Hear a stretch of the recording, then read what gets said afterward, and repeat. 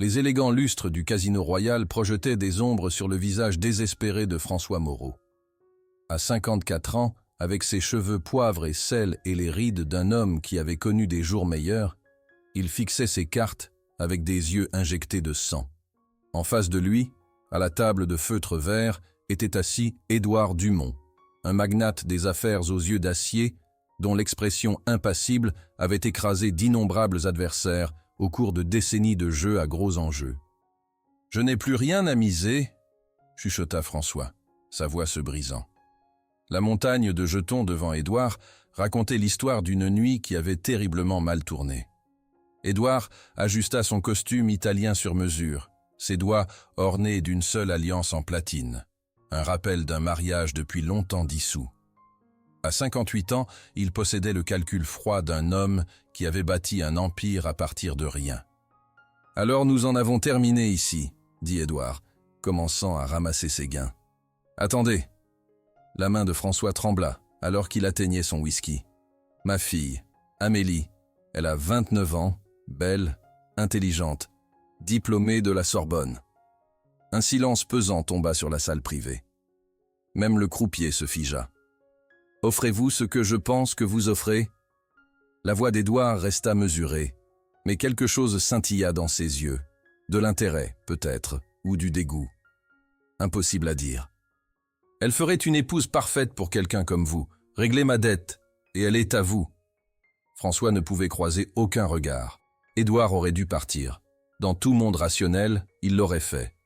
Au lieu de cela, il étudia l'homme désespéré devant lui, contemplant une proposition qui appartenait à un autre siècle. Vous vendriez votre propre fille. Ce n'est pas vendre. C'est arranger. Les gens le font tout le temps.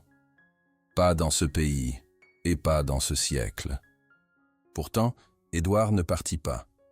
Peut-être était-ce la curiosité, peut-être la solitude, ou peut-être le défi d'acquérir quelque chose qui n'était pas à vendre. Quelle qu'en soit la raison, il se retrouva à dire « Je la rencontrerai d'abord ». Le lendemain, Amélie Moreau entra dans le restaurant baigné de soleil, s'attendant à un entretien d'embauche arrangé par son père. Avec ses cheveux auburn cascadant sur ses épaules couvertes d'une robe bleue modeste, elle n'avait aucune idée que son avenir avait déjà été décidé. « Amélie !» François fit signe depuis une table d'angle, assis à côté d'un gentleman distingué plus âgé. « Voici monsieur Édouard Dumont. » Édouard se leva, sa grande silhouette imposante mais élégante. Quand il prit la main d'Amélie, elle ressentit une électricité inattendue. « Ravi de vous rencontrer, » dit-elle, offrant un sourire chaleureux qui le désarma momentanément. Leur conversation coula avec une facilité surprenante, touchant l'art, la littérature et les affaires. Édouard se retrouva captivé par son intelligence et son maintien, tandis qu'Amélie était intriguée par la profondeur derrière sa façade stoïque. Quand le café arriva, François s'excusa pour prendre un appel. Dès qu'il fut parti, l'attitude d'Édouard changea.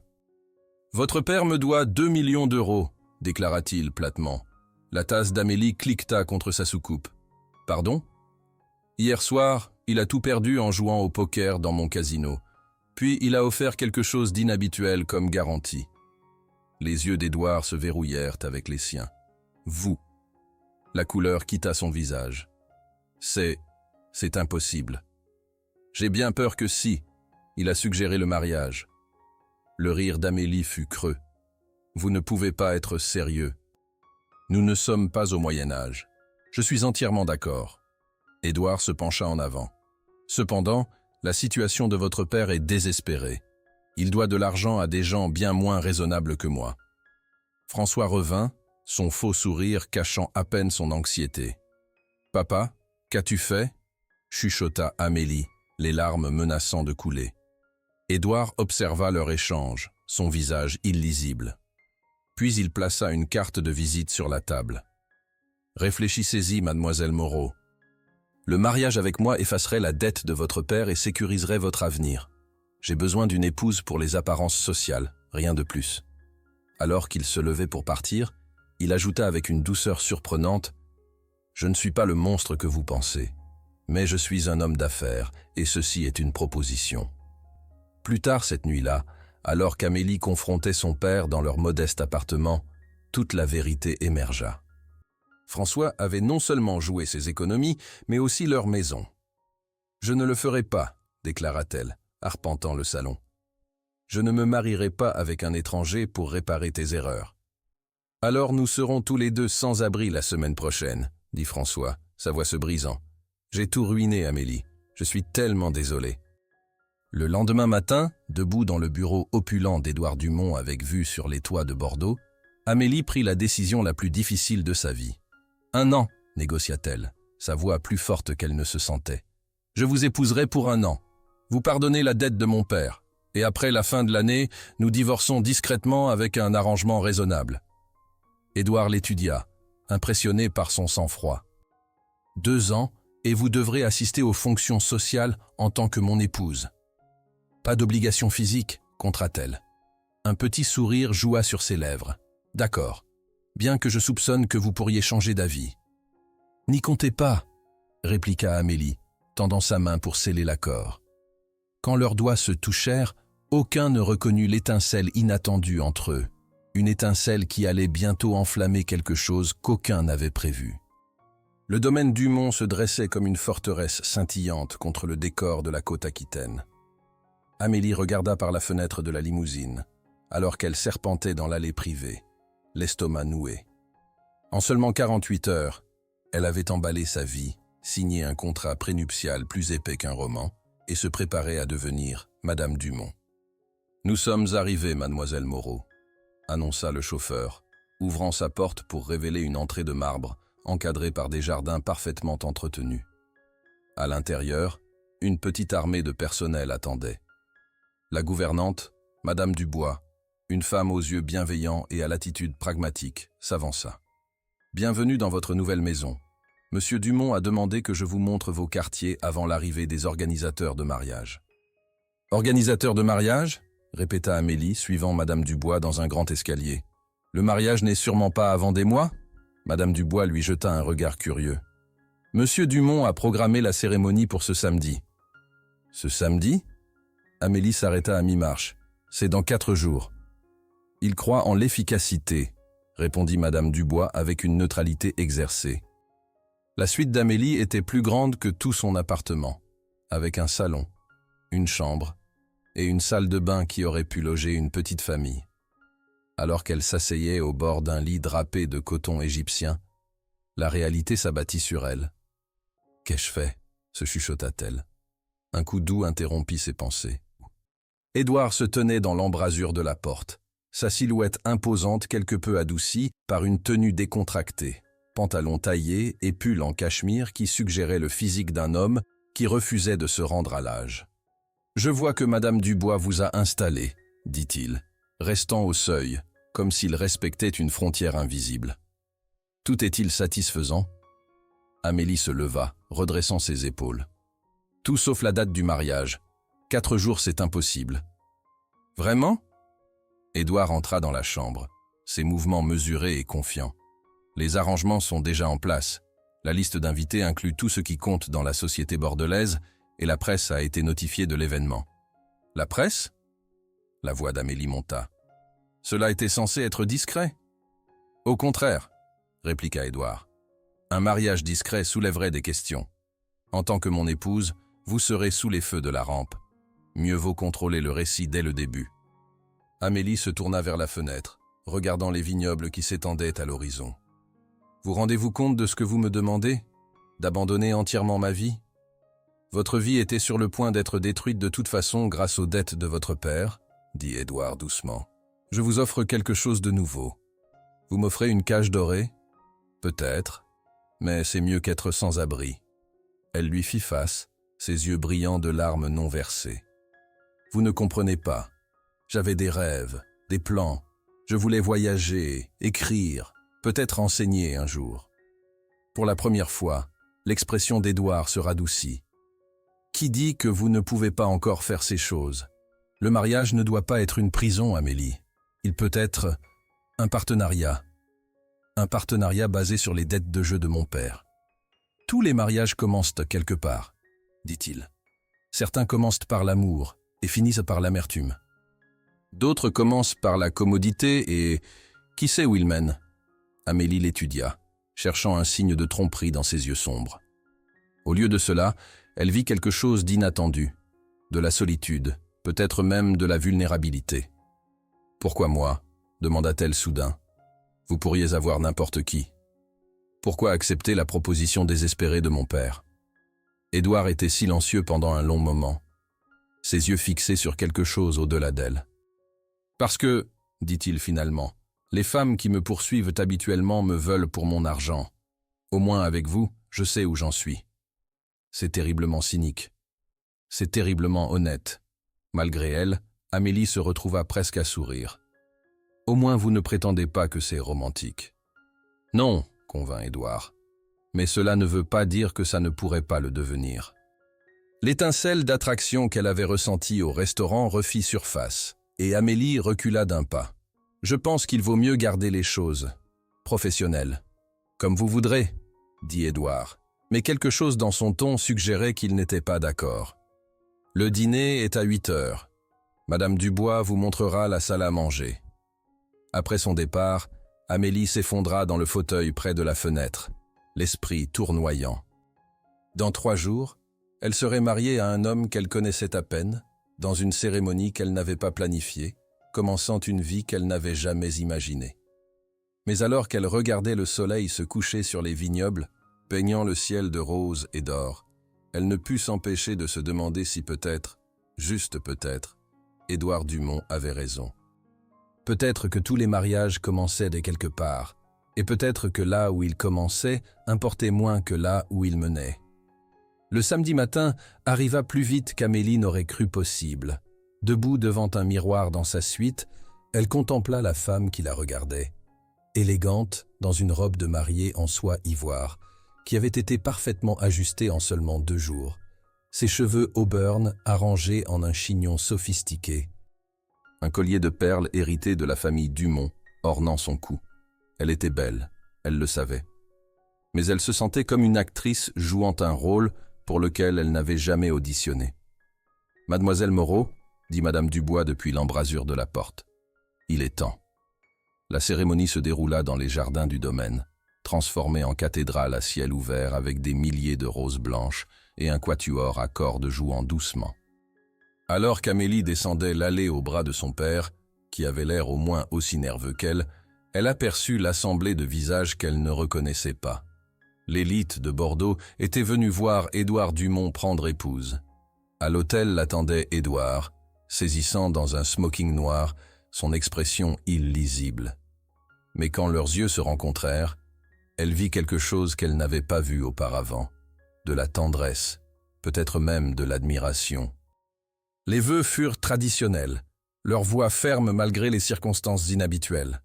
Quand le moment vint d'échanger les anneaux, les mains d'Édouard étaient chaudes et fermes autour des siennes.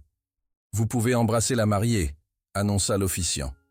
Édouard hésita, puis se pencha et l'embrassa doucement, respectueusement. Mais même dans cette contrainte, Amélie sentit cette électricité familière, plus forte maintenant qu'ils étaient mari et femme. Quand ils se séparèrent, elle vit quelque chose de nouveau dans ses yeux. De la surprise, comme s'il aussi avait senti quelque chose d'inattendu. « Bonjour, Madame Dumont », chuchota-t-il. Malgré tout, Amélie sourit. « Bonjour, mon mari. » La réception fut un tourbillon d'introductions et de félicitations. Amélie joua parfaitement son rôle, gracieuse et charmante, la nouvelle épouse parfaite pour l'un des hommes les plus puissants de France. Mais à travers tout cela, elle était intensément consciente d'Édouard à ses côtés, sa main sur sa taille pendant qu'il dansait, la façon dont il la regardait quand il pensait qu'elle ne le remarquait pas. Ce ne fut qu'après que le dernier invité fut parti qu'ils se retrouvèrent seuls dans le grand hall du domaine, le silence soudain presque assourdissant après le bruit de la fête. « C'est fait », dit Amélie, retirant ses chaussures avec un soupir de soulagement. « Oui », convint Édouard, desserrant sa cravate. « Vous avez été parfaite. Personne ne soupçonnerait que nous nous connaissons à peine. »« C'est parce que je suis bonne actrice, » dit Amélie, puis regretta immédiatement ses paroles en voyant quelque chose s'éteindre dans ses yeux. « Bien sûr, » dit-il froidement, « juste une performance. »« Édouard, je ne voulais pas. Non, vous avez raison, l'interrompit-il. C'est exactement ce que c'était, une performance. Et maintenant que le spectacle est terminé, nous pouvons retourner à nos accords. Il se dirigea vers l'escalier, puis s'arrêta. Votre suite est préparée. Vous n'avez pas à vous inquiéter de obligation conjugale, comme promis. Après qu'il fut parti, Amélie resta seule dans le grand hall, se demandant pourquoi ses paroles l'avaient blessée. Après tout, n'était-ce pas exactement ce qu'elle voulait? Un mariage de nom seulement? Alors pourquoi se sentait-elle si vide? Les premiers mois de mariage furent une danse délicate de politesse et d'évitement. Ils prenaient le petit déjeuner ensemble dans un silence civilisé, assistaient aux événements sociaux requis en tant que couple uni, puis se retiraient dans leur vie séparée. Amélie avait son propre bureau où elle travaillait sur ses projets d'écriture, tandis qu'Édouard passait de longues heures dans son bureau ou en voyage d'affaires. C'était exactement ce qu'elle avait demandé, et elle était misérable. Le problème était qu'elle commençait à voir des aperçus de l'homme derrière le masque, la façon dont il était patient avec les jardiniers plus âgés, comment il se souvenait des anniversaires du personnel, sa générosité discrète envers diverses œuvres caritatives. Ces moments d'humanité rendaient de plus en plus difficile de maintenir sa distance émotionnelle. Puis vint le soir où tout changea. Amélie travaillait tard dans la bibliothèque quand elle entendit un crash venant du bureau d'Édouard. Se précipitant pour voir ce qui s'était passé, elle le trouva debout au milieu de papiers éparpillés, sa chemise froissée, ses cheveux en désordre. « Édouard, que s'est-il passé ?» Il leva les yeux, et elle fut choquée de voir une douleur brute dans ses yeux. « Mauvaise nouvelle d'affaires, rien qui vous concerne. » Mais Amélie ne bougea pas. « Peut-être que ça me concerne. Nous sommes mariés, même si c'est seulement sur le papier. » Il la regarda pendant un long moment, puis s'effondra lourdement dans son fauteuil. « J'ai perdu un contrat majeur aujourd'hui, quelque chose sur lequel je travaillais depuis des années. Je suis désolée, dit Amélie sincèrement.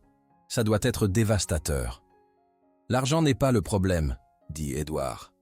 C'était le projet de mon père, le dernier lien avec lui avant sa mort.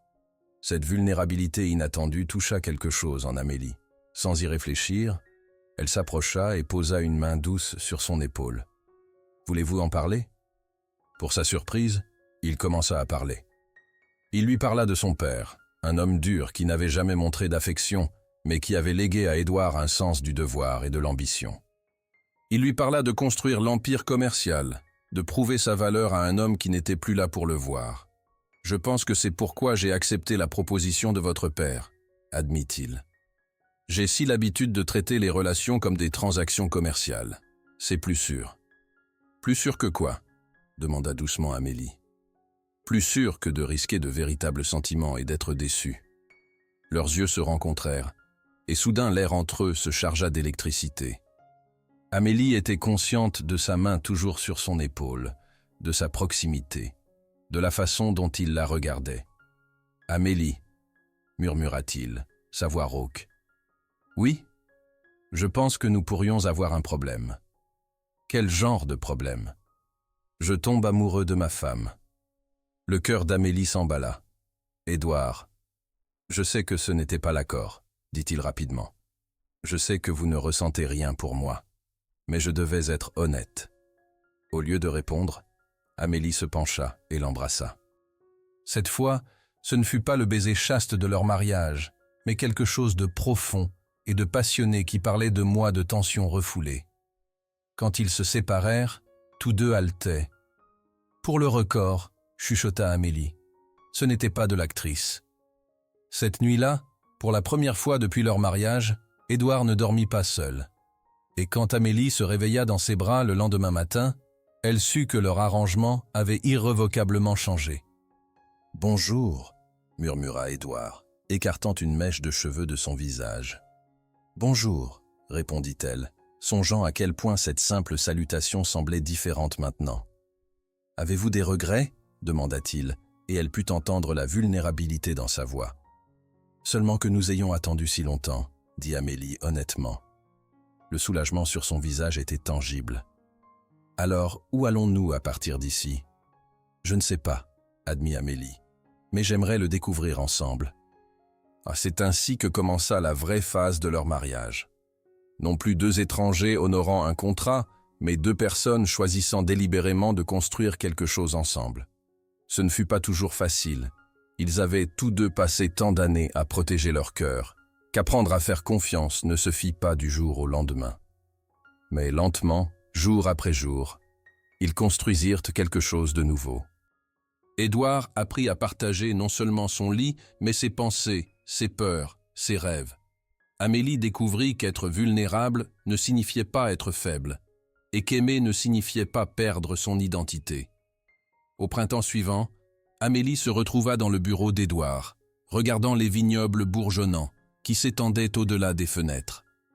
Il y avait quelque chose qu'elle devait lui dire, quelque chose qui changerait tout entre eux. La réunion du conseil d'administration aujourd'hui, continua Édouard, concernait ma démission du poste de PDG. Quoi? Haleta Amélie. Mais l'entreprise est votre vie.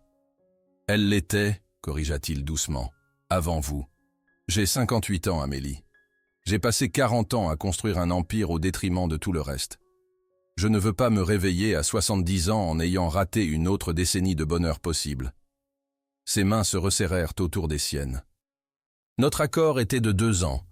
Je demande si vous considéreriez le rendre permanent, non pas comme un contrat, mais comme un choix, un vrai mariage. Des larmes montèrent aux yeux d'Amélie, l'émotion accablante lui enlevant la parole. Édouard interpréta mal son silence, son expression s'assombrissant.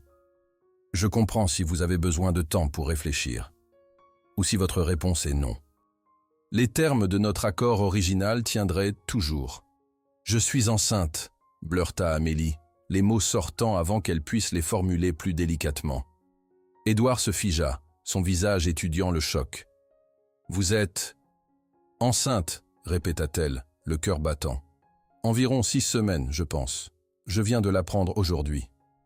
Pendant un moment qui s'étira à l'infini, Édouard ne dit rien, son expression illisible. Puis, avec des doigts tremblants, il tendit la main pour toucher son ventre encore plat. « Un enfant », chuchota-t-il, l'émerveillement remplaçant le choc. « Notre enfant ». Le soulagement inonda Amélie. « Tu n'es pas contrariée ?» Édouard la regarda avec une émotion si brute qu'elle lui coupa le souffle. « Contrariée ? Amélie, je n'ai jamais pensé avoir cette chance.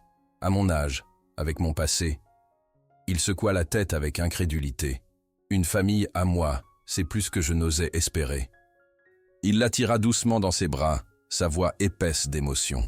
« Je pensais ce que j'ai dit avant. Je t'aime, Amélie Dumont.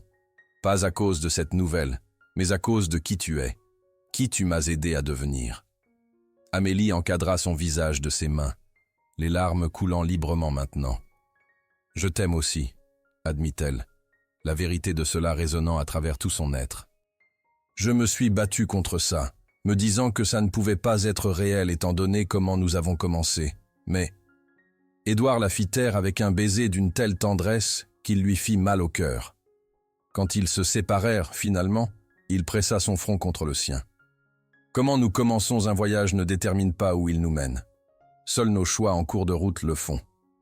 Sa main retrouva son chemin vers son ventre, protectrice et révérente. J'ai passé ma vie à acquérir des choses qui n'avaient aucun sens. Maintenant, pour la première fois, j'ai quelque chose de précieux, au-delà de toute mesure. Alors qu'ils étaient assis enlacés sur le canapé, la ville scintillante étalée en dessous d'eux, Amélie réalisa la vérité de ses paroles. Ce qui avait commencé comme une transaction s'était transformé en quelque chose d'authentique et rare. Un amour né des circonstances les plus improbables, plus fort peut-être à cause des obstacles qu'il avait surmontés. « Dis oui », chuchota Édouard contre ses cheveux. Amélie sourit à travers ses larmes. « À quoi ? Pour toujours, à un vrai mariage, à construire une famille ensemble. » Sa voix portait une vulnérabilité qu'elle n'avait jamais entendue auparavant. « Sois ma femme non pas à cause d'un contrat, mais parce que tu choisis de l'être. »« Oui », répondit Amélie sans hésitation, son cœur plus plein qu'elle n'aurait jamais cru possible. « 1000 fois, oui. » 6 mois plus tard, Amélie était allongée sur une chaise longue sur la véranda de leur maison d'Arcachon, son ventre gonflé soutenu par des coussins de soutien. La brise d'automne portait le parfum de l'océan mélangé à l'arôme des tartes aux pommes de Madame Dubois qui cuisait dans la cuisine. Elle sourit en entendant des pas familiers s'approcher par derrière. « Le médecin a dit de se reposer, pas de travailler », gronda doucement Édouard, hochant la tête vers la tablette qu'elle mit rapidement de côté. « Je ne faisais que réviser les propositions de subvention de la Fondation », se défendit Amélie, difficilement pénible. Édouard s'assit à côté d'elle, plaçant une main protectrice sur son ventre arrondi. À 7 mois de grossesse, Amélie ne s'était jamais sentie plus belle, en grande partie à cause de la façon dont Édouard la regardait, avec émerveillement et dévotion qui faisait gonfler son cœur. La Fondation familiale Dumont peut survivre sans sa présidente pour un après-midi, insista-t-il, bien que la fierté brillât dans ses yeux. La Fondation avait été l'idée d'Amélie, une façon de canaliser la richesse d'Édouard vers un changement significatif. En seulement 5 mois, ils avaient établi des programmes de bourse pour les étudiants en droit défavorisés et des services de réhabilitation pour les joueurs addicts, cause qui résonnait profondément avec eux deux, pour différentes raisons. « Comment allait votre père aujourd'hui » demanda Édouard, son ton soigneusement neutre. François Moreau avait été un ajout complexe à leur bonheur retrouvé. Sobre depuis 9 mois maintenant, il rendait visite chaque dimanche pour le dîner, sa relation avec sa fille guérissant lentement mais sûrement. Sa relation avec Édouard restait plus tendue, bien que les 2 hommes fassent de véritables efforts pour Amélie. « Mieux, » répondit Amélie. « Il parle lors d'une réunion des joueurs anonymes la semaine prochaine. Il a demandé si la Fondation pourrait envisager de financer plus de conseillers en addiction au centre communautaire. » Édouard hocha la tête pensivement. « Je demanderai à Sarah de s'y pencher demain. » Un battement de mouvement fit halter Amélie, plaçant sa main sur celle d'Édouard. Sans ça, quelqu'un s'entraîne aux compétences de football. Le regard d'émerveillement qui transforma les traits habituellement composés d'Édouard était un spectacle qu'Amélie ne se lassait jamais de voir. Pour un homme qui avait commandé des salles de conseil et construit des empires financiers, rien ne le rendait plus muet que les mouvements de leur enfant à naître. « Elle est forte », murmura-t-il. « Elle » Amélie leva un sourcil. « Tu penses que c'est une fille maintenant ? Hier, tu étais convaincu que nous avions un garçon. » Édouard sourit, l'expression détendue, encore une révélation comparée à l'homme d'affaires sévère qu'elle avait rencontré pour la première fois. De toute façon, cet enfant a déjà tout changé. Ils avaient choisi de ne pas apprendre le sexe du bébé, préférant la surprise à l'ancienne. La crèche avait été décorée en verts et jaunes doux, ses étagères déjà remplies de livres et de jouets éducatifs. Édouard se montrant aussi minutieux dans la préparation à la parentalité qu'il l'avait été dans les affaires. « En parlant de changement, » dit Amélie, entrelaçant ses doigts avec les siens, « Madame Dubois a mentionné que tu refais des cauchemars. » L'éclair de vulnérabilité dans les yeux d'Édouard confirma l'observation de la gouvernante. Dans les mois depuis qu'Amélie avait emménagé définitivement dans sa chambre, elle s'était parfois réveillée pour le trouver assis près de la fenêtre dans l'obscurité, hanté par des démons qu'il discutait rarement. « Ce n'est rien, » insista-t-il. « Édouard. » Le ton d'Amélie ne souffrait aucun argument. « Nous avons promis l'honnêteté, tu te souviens ? Même pour les choses difficiles. » Il soupira, passant une main dans des cheveux qui contenaient plus d'argent qu'avant. Un changement qui ne faisait qu'améliorer son apparence distinguée. « Je rêve de ne pas être suffisant, » admit-il tranquillement. « D'échouer avec vous deux. »« Ce n'est pas possible, » l'assura Amélie, serrant sa main. « Mon père était froid, distant, » continua Édouard, regardant l'horizon. Il mesurait l'amour en réalisation et acquisition. Pendant la plupart de ma vie, j'ai suivi son exemple, croyant que le succès se comptait en dollars et en pouvoir. Sa main bougea doucement sur son ventre. Et si je ne sais pas comment être différent? Et si je ne peux pas donner à cet enfant la chaleur que je n'ai jamais reçue?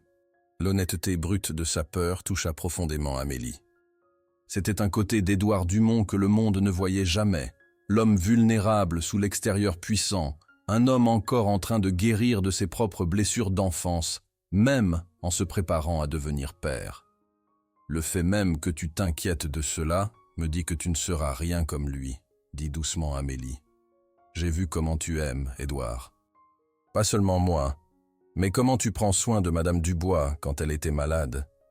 Comment tu t'es souvenu du récital de la fille de Thomas et as réorganisé une réunion du conseil pour y assister. Elle plaça sa main contre sa joue. L'amour n'est pas quelque chose que tu as besoin d'apprendre. C'est quelque chose que tu as toujours eu en toi, attendant les bonnes personnes pour le partager. Édouard tourna son visage pour embrasser sa paume, ses yeux suspicieusement brillants. Comment un homme d'affaires cynique et âgé comme moi a-t-il eu tant de chance? La chance n'a rien à voir avec ça, sourit Amélie. Nous nous sommes choisis contre toute attente et raison. Leur moment tranquille fut interrompu par Madame Dubois apparaissant à la porte de la véranda. « Monsieur Dumont, l'entrepreneur est ici pour la clôture de sécurité de la piscine. »« J'arrive, » dit Édouard, se levant et se penchant pour embrasser le front d'Amélie. « Repose-toi, pas de travail. »« Pas de promesse, » taquina Amélie, récupérant sa tablette dès qu'il fut parti. Mais au lieu de rapport de subvention, elle se retrouva à naviguer vers des sites de bébés, regardant des berceaux et des chaises hautes, l'esprit vagabondant vers l'avenir qu'il construisait. 1 an plus tôt, elle était une femme célibataire aux revenus modestes, vivant dans un petit appartement. Maintenant, elle était mariée à l'un des hommes les plus riches de France, enceinte de son enfant, dirigeant une fondation charitable, et plus heureuse qu'elle n'aurait jamais cru possible. Le voyage l'avait menée à travers le doute, la peur et l'incertitude, mais aussi vers un amour qu'elle n'avait jamais imaginé. Et le meilleur était encore à venir. 3 mois plus tard, par une matinée de janvier glacial, Amélie tenait leur fille nouveau-née dans ses bras, regardant Édouard qui pleurait ouvertement en tenant le petit paquet pour la première fois. « Elle est parfaite », chuchota-t-il, son doigt traçant la joue douce du bébé. « Comme son père », dit Amélie, épuisée mais radieuse. « Éloise », dit Édouard, testant le nom qu'ils avaient choisi. « Éloise Dumont. »« J'espère qu'elle aura ta force, » dit Édouard, les yeux toujours fixés sur sa fille. « Et ton intelligence, » répondit Amélie, « et ta détermination. »« Pauvre enfant, » plaisanta Édouard. « Avec une telle combinaison, elle sera redoutable. »« Comme sa mère, » dit Amélie avec un sourire fatigué mais heureux. Les années suivantes s'écoulèrent dans un tourbillon de premiers pas, premiers mots et premières dents. Édouard prouva qu'il était un père dévoué, souvent trouvé en train de lire à Éloise ou de lui enseigner les couleurs dans le jardin. Il avait délégué la plupart de ses responsabilités d'affaires, gardant seulement un rôle consultatif qui lui permettait de passer plus de temps avec sa famille. Amélie prospérait dans son rôle à la tête de la fondation, trouvant un sens profond dans le travail qui faisait une différence réelle dans la vie des gens. Leur mariage, qui avait commencé comme une transaction commerciale, était devenu un partenariat véritable, fondé sur l'amour, le respect et les valeurs partagées. 5 ans plus tard, lors du 5e anniversaire d'Éloise, Édouard se retrouva dans son bureau, regardant non pas des contrats ou des rapports financiers, mais un dessin d'enfant. Des figures en bâton étiquetées « Maman », « Papa », « Moi », et une figure plus petite marquée « Petit frère », une affaire importante, s'enquit Amélie, se perchant sur le bord de son bureau. Il leva les yeux avec un sourire qui faisait encore battre son cœur. La plus importante. Il lui passa le papier, pas un contrat ou un état financier, mais le dessin d'enfant. « Elle me l'a donné ce matin », expliqua Édouard. « Elle a dit que c'était son souhait d'anniversaire. » Amélie rit doucement. « Eh bien, nous ne pouvons pas décevoir la petite fêtée, n'est-ce pas ?» Édouard se leva, la prenant dans ses bras. « Nous n'avons jamais discuté si tu voulais plus d'enfants. J'ai supposé qu'après Éloise, j'ai voulu en parler pendant des mois, » admit Amélie. « Je n'étais juste pas sûr de ce que tu ressentirais à l'idée de recommencer avec un autre bébé à ton âge. »« À mon âge avancé, tu veux dire ?» taquina Édouard, bien qu'une ombre d'insécurité passa sur ses traits. « J'y pense, que nos enfants auront un père plus âgé que leurs amis, que je pourrai ne pas les voir diplômés de l'université ou rencontrer tous mes petits-enfants. » Amélie encadra son visage de ses mains. « Tu es le père le plus vital et engagé que je connaisse. »« L'âge n'est qu'un chiffre, Édouard.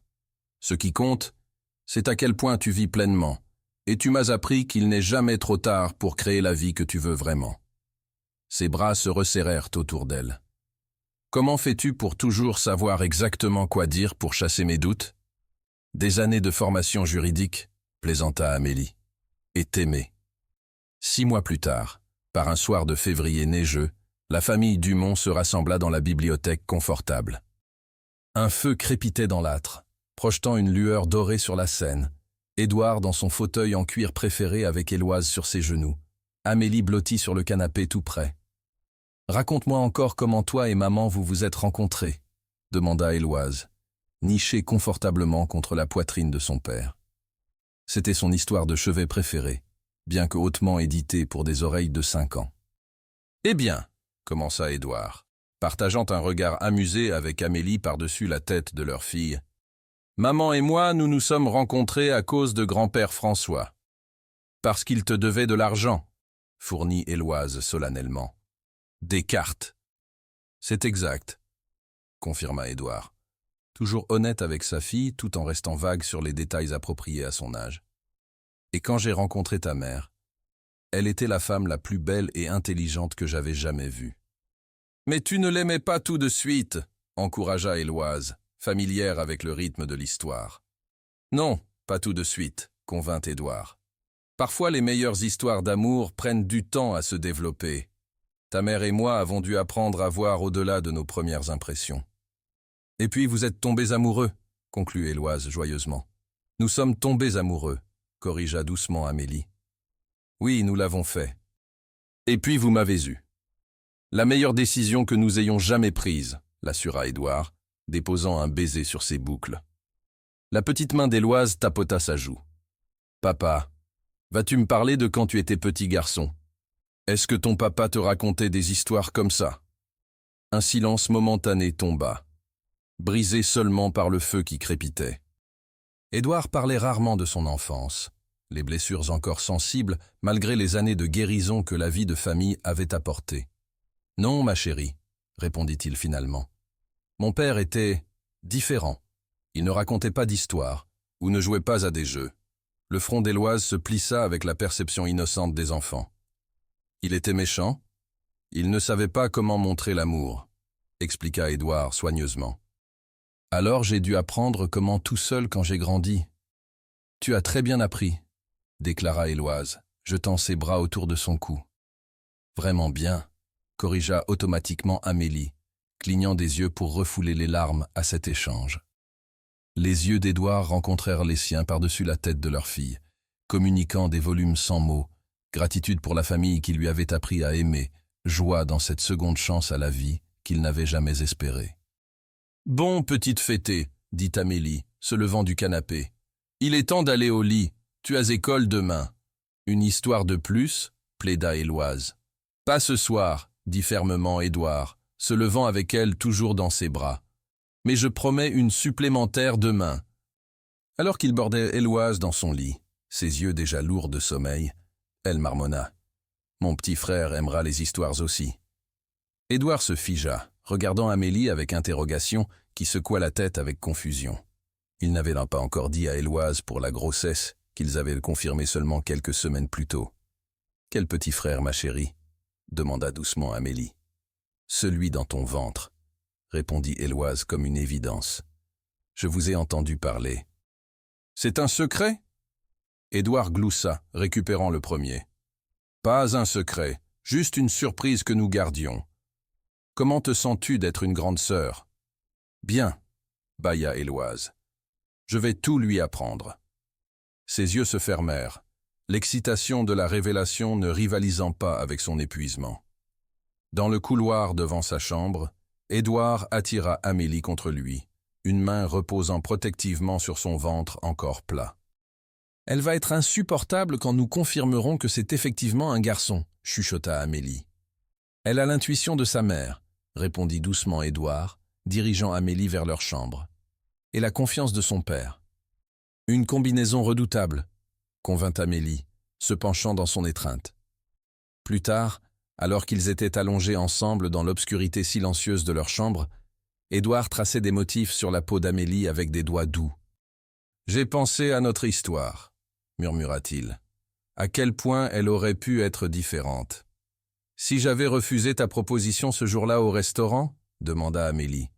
Ou si j'étais parti de l'offre de François comme tout homme sensé l'aurait fait, ajouta Édouard.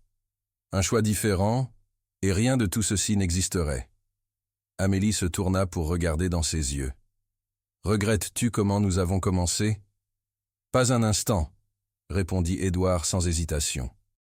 Bien que je regrette que tu aies dû souffrir à travers l'incertitude de nos débuts. Si je pouvais changer quelque chose, ce serait de t'avoir rencontré plus tôt, dans d'autres circonstances. Je ne changerai rien, dit fermement Amélie. Chaque étape, chaque erreur, chaque moment de doute nous a menés ici. Elle guida sa main pour qu'elle repose sur la nouvelle vie qui grandissait en elle. À cette famille que nous avons construite, à un amour que je n'ai jamais cru possible. Les yeux d'Édouard scintillèrent dans la faible lumière. Quand François Moreau s'est assis en face de moi à cette table de poker il y a 7 ans, j'étais un homme riche qui n'avait rien de vraiment précieux. Maintenant, sa voix se brisa d'émotion. Maintenant j'ai tout. Moi aussi, chuchota Amélie, se souvenant de la jeune femme effrayée qui était entrée dans cette maison dans le cadre d'une transaction pour découvrir que la vraie richesse n'avait rien à voir avec l'argent. Nous nous sommes sauvés l'un l'autre, Édouard. Et maintenant nous arrivons à construire le reste de notre histoire ensemble. Dehors leurs fenêtres, la neige continuait de tomber, couvrant le monde d'un blanc pristine. Une page blanche, un nouveau commencement, une promesse de saison à venir dans une histoire d'amour qui avait transcendé ses origines improbables pour devenir quelque chose de rare et précieux. Le matin, Éloise ferait irruption dans leur chambre avec l'énergie sans borne de l'enfance, et ils commenceraient un autre jour en tant que famille qu'aucun d'eux n'avait osé rêver de trouver. Édouard irait à ses réunions du conseil d'administration réduite, avec des photos de sa femme et de sa fille dans son portefeuille et l'anticipation d'un fils en route. Amélie équilibrerait la maternité avec son travail de fondation et sa pratique juridique, sa vie riche de buts et d'amour. Et dans les moments silencieux, ils s'émerveillaient parfois du voyage inattendu qui les avait réunis, un pari désespéré qui avait payé de la façon la plus précieuse qui soit. Pour Édouard Dumont, qui avait une fois mesuré la valeur en portefeuille financier et acquisition commerciale, la plus grande transaction de sa vie avait été celle qui lui avait enseigné la valeur incommensurable de l'amour. Pour Amélie, qui était entrée dans un mariage de convenance n'attendant rien d'autre qu'une obligation contractuelle, la plus grande surprise avait été de découvrir que parfois, le cœur trouve sa maison dans les endroits les plus improbables. Leur commencement avait été un arrangement d'affaires, mais leur histoire était devenue quelque chose d'entièrement différent.